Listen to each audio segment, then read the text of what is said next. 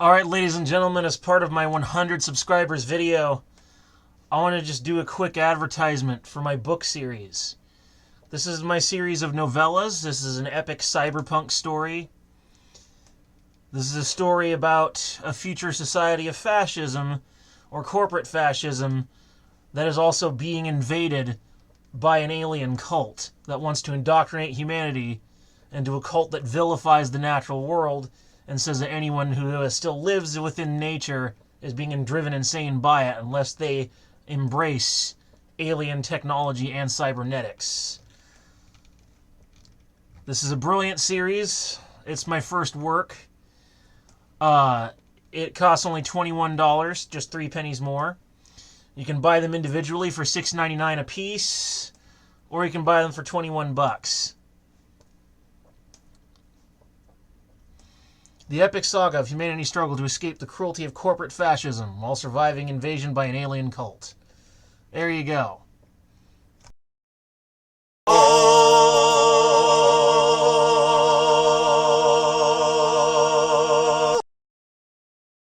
Hello everyone, welcome back to That Heathen Bastard. That Heathen Bastard. Today, remember, this is a show for political talking points. This is not a show for news. If you want news, go watch 6X Hammer 666 or Tim Pool. Or some other source, perhaps even Lauren Southern if you're so inclined. With that being said, we're going to discuss today's talking point being the leftist sinking ship. It is a sinking ship, and I'll explain that in a minute. Now, we all probably know at this point about optics in politics, how we look to others, our reputation, our I guess you could say our honor, so to speak, the way we look. To some extent, perception is reality, so if people see you and think that you're crazy, for them, for their reality, that means you basically are crazy. If you look at that's what you are. And honestly, the left-wing optics are pretty much trash. They are pretty solidly destroyed because of just horrible, abysmal behavior. The leftist optics are just trash because more and more word gets around, no matter how many tweets they delete or cover up, no matter how much they try to control it, the left wing's optics are basically shit. That is the truth. Now, there is a bit of a dividing line here between mere progressivism and liberal, progressivism, liberal optics, and leftist optics. I'll cover that difference in a minute, but I want to focus in more, just a little bit, on specifically progressive optics. That is the standard left-wing, maybe left of center, typical Democrat. Would have been called a liberal several years ago. The term progressive is more popular now. It's generally what they do whenever one term receives bad optics. They get rid of it and move on to another. And then sometimes even claim that the original term was never even used in the first place. A little bit of gaslighting. Suffice to say, to the best of my knowledge, the right wing never used a term and then abandoned it the minute the optics became trash. That's just not how we operate typically. After all, the neocons are still neocons, and the tradcons are still tradcons, and the rhinos are still rhinos. But generally speaking, their optics are terrible because they're generally very apologetic to the far left. They're apologetic to CRT-related teachings in schools. The proof of CRT being in schools is lacking, but CRT-related ideas and principles, the proof of which is not lacking. Many of these teachers are activists, and they are putting those ideas into the kids' heads. At this point, I would homeschool. I would seriously consider homeschooling. Now, suffice to say, progressive optics are basically trash when you have progressive outlets like TYT going further to the left, realizing that the progressives and the leftists are politically adjacent, and they share many of the same ideas. Typically, progressives are far less violent and more reasonable, but they still get many of the same crazy ideas in their head sometimes. They're usually fairly reasonable. You got your Tim Pools, you got your Jimmy Dores, for example. They're pretty reasonable, even if their ideas are trash. But their optics are waning because of their tendency to be apologetic to the far left, wanting to play the devil's advocate or even trying to argue for some of the same shit. I've heard standard progressives argue for CRT in schools before. I've heard it. They weren't far left, but they argued like someone who was, showing a clear political adjacency. That means they share in some of the blame. Even if they don't try hard enough, half the time you bring up the far left with the progressives and they're just like, oh no, those riots are terrible. I don't know what we could do. It's like they acknowledge it's terrible, but they don't actually want to lift a finger because it's convenient for them. They don't want to admit that the left is eating itself and tearing itself apart. Because one side's crazy and the other side's excessively apologetic. So that's just fucking terrible. Now, one of the paramount issues on why the leftist sinking ship is a thing has to do, of course, with their behavior on social media. Just ask any right-wing personality on social media and they can show you pictures and pictures, even hours and hours of captured footage of absolutely aberrant and abysmal behavior on social media from leftists. Death threats, disrespect, shutting down arguments, demands for deplatforming, general harassment, and then having the gall to claim that the other person's doing it when really they're doing it. They're like a thief at market who sees a guy grabbing an apple, getting ready to buy the apple, and then he wants to steal this lady's purse and not get noticed, so he points at the guy grabbing the apple and goes, "Stop, thief!" And when everyone's looking at the guy with the apple, you grab the purse unnoticed because everyone's looking at someone else instead of you. It's a diversion. Accuse the other person of which you yourself are guilty. I've seen this many times with the Vic Mignogna case. Leftists who are accusing him of sexual misconduct without evidence were making all sorts of insane claims and were regularly insulting and harassing people online. Even when literal victims of past rape came out defending Vic Mignogna, they were saying horrible things to those women. Saying, you probably wanted it. You probably wanted to be raped and shit. I've seen it with my own two eyes, and I can even show you archives if you wanna. And other people and many other on the right can also do the exact same thing. That's just one example and a handful. This is what the SJWs/woke people do. They have no respect. They have no tolerance. They are without any semblance of honor, decency, or morality. They only have what is politically convenient for you at the time, or for them at the time, pardon. And as my warning, by the way, to any people who've been historically marginalized, whether it's LGBT or black people or something like that, here's my advice. When progressives or leftists come to town claiming that they want to come and help you, run. Don't think, just run. They're going to fuck you up in ways you can't even begin to imagine. Because they don't actually care about you. They just want to look like they care about you so that they can milk you for all you're worth. Because at the end of the day, they're just thinking about themselves. It's all me, me, me in the world of the woke. Trademark, trademark. That's now a patent. World of woke. World of the woke. That's going to be my new patent. TM. You have to pay me to use it. That's just a little capitalism joke. But seriously, you should start saying world of the woke. As far as the way they think, their mindset should now be called the world of the woke. But this abysmal behavior adds to their destroyed optics. Not to mention the propaganda from CNN and the Democratic Party in support of leftists, because they think that the loud minority is somehow the majority, and so they move farther and farther left. Then, of course, there's the riots in the PNW, burning down the buildings in Portland, Oregon, in downtown Portland, attacking people, destroying things. There was the Chaz in Seattle. Only the most ardent progressive or leftist who are so super into their ideology, who have just dug their heels in and won't see reason, would dare defend the Chaz, calling it the experiment. That was one example of the kind of shit that they do.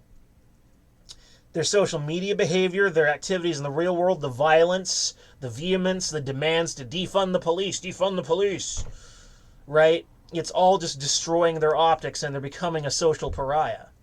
You do get what you deserve sometimes. And the leftist politicians have afforded them a kind of soft support.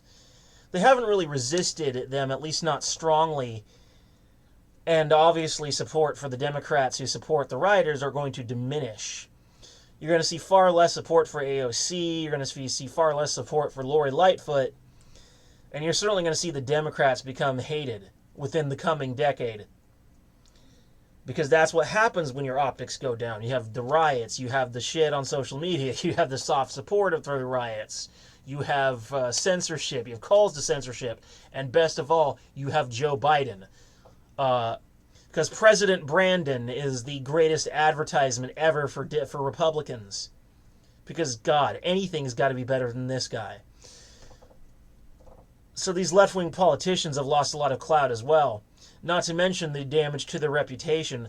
There are some center-left progressives who stand with the right in pointing out the fact that, like, hey, the left has kind of gone insane. Their optics are shit. They're horrible and evil. The hell's going on right now? Now, I wanted briefly to discuss the difference between progressive and leftist for those of you who may not know. Really, I realize the terms can often be used interchangeably, and that is something that really irritates me in language. Like using the term, for example, Scandinavian and Nordic interchangeably. They're not interchangeable. Scandinavia is a peninsula. Scandinavia is a peninsula. It's also important to point out the fact that all Arabs are Semites, but not all Semites are Arabs. For example, the terms are not interchangeably with Arab, Arabic, or Islamic. You can say Arabic peoples, but really they're not really an Arab unless they're from the Arabian Peninsula. So similarly, leftist and progressive are often used interchangeably, or even liberal. The truth is, a progressive is someone who prefers change over tradition. It prefers improvement and perfectionism. And then finally prefers the Democratic Party. They're typically a little more center-left or solidly left. They're usually fairly reasonable. You can talk to them. You can discuss. You can have discussions. You can talk. And you can sometimes get them to support your voter decision or even stand by you in a major movement. Sometimes. They are the other side of the aisle, but they're the reasonable ones. They're the reasonable left. Whereas leftists, the far left, are the people who are so far away from the Overton window that everyone even vaguely right of center looks like a far right neo-Nazi to them because of how far left they've moved. The Overton window is now no longer visible. For them, it's just a great wall. And the only thing on the other side of that wall is like White Walkers or something. So that really is kind of the leftists. They're just super far left, intolerant, cannot be spoken to, cannot be reasoned with, cannot really be corrected. They just repeat their narrative because they're driven by emotion and narrative. They are not driven by facts and logic. They're driven by emotion and narrative. Therefore, you can't really talk to them unless you learn how to speak rhetoric. And even then, it has to be the right kind of rhetoric. You have to show them physical evidence. You have to walk them through and when they see the physical evidence, you're going to have to walk them through their own cognitive dissonance step by step. It's a long, painful process, and they're going to resist you every step of the way because they've just so been indoctrinated into their ideology that they can't possibly be reasoned with most of the time. It would take something pretty skillful and extreme. So yeah, leftists are more extreme, and oftentimes progressives really are just leftism light, much of the time. Unless you're a left-wing centrist. If you're solidly left-wing, then you're a solid progressive with nowhere near the center, then you're just leftism light. Very much so. You have to be a centrist. Now, the state of the right wing in comparison to the sinking ship of the left wing. The right wing in general has far superior optics at this point in time, especially with Gen Z overall.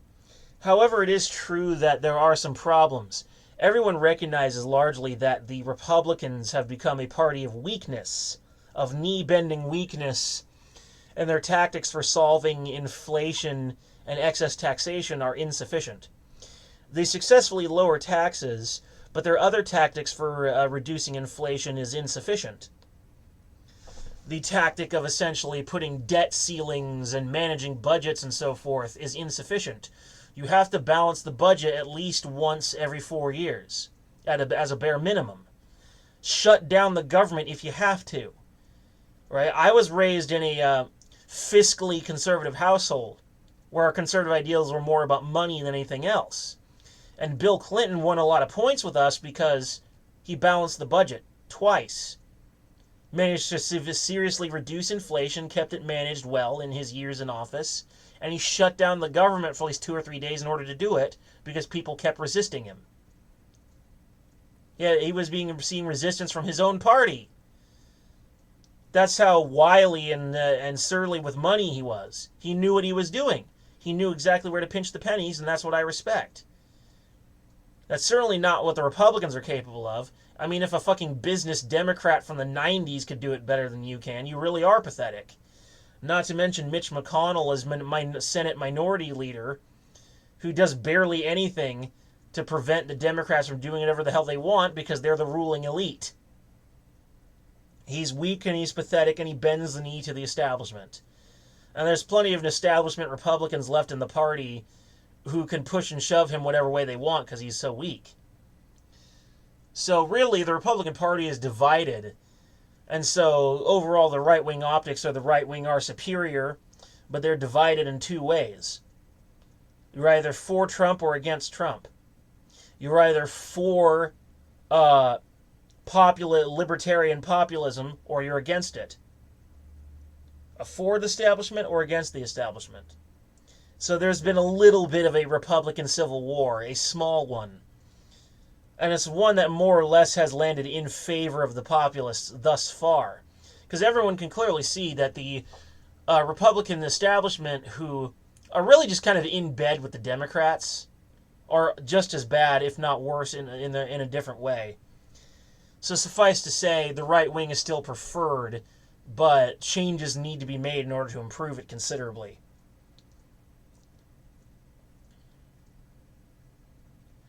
So at the end of the day, I'd say that the ruling elite of the establishment and the Democrats are very desperate right now. They're trying to purge Joe Rogan. They're trying everything they can to censor dissent. They're trying to push these truckers up in Canada as a small fringe minority, racist, Nazi, blah, blah, blah, blah, blah. They've used terms like white supremacist, racist, and Nazi so much that they've lost all meaning. It's just rhetorical gibberish at this point.